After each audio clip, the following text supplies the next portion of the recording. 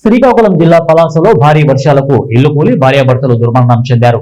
శ్రీకాకుళం జిల్లా మందస మండలం సవరతంబూరు గ్రామంలో దుర్ఘటన చోటు చేసుకుంది. సవర చిన్నగుడియ సవర రూపమ్మ అనే వృద్ధ దంపతులు మృతి చెందారు. రాత్రి నిద్రిస్తున్న సమయంలో దుర్ఘటన చోటు చేసుకున్నట్లు తెలుస్తోంది. 108 లో హరిపురం ప్రభుత్వ ఆసుపత్రికి తరలించారు. ఆసుపత్రిలో చికిత్స పొందుతూ మృతి చెందారు. కేసు నమోదు చేసుకుని పోలీసులు దర్యాప్తు చేస్తున్నారు. మండలం అంసరాల పంచాయతీ, మాది సవర టుబ్బూరు గ్రామం, మాది ఎస్టీ గ్రామము, మాది ఏజెన్సీ ప్రాంతము. ఈరోజు చనిపోయినటువంటి వ్యక్తులు ఏదైతే ఉన్నదో మాకు సమీప బంధువులు అవుతారు.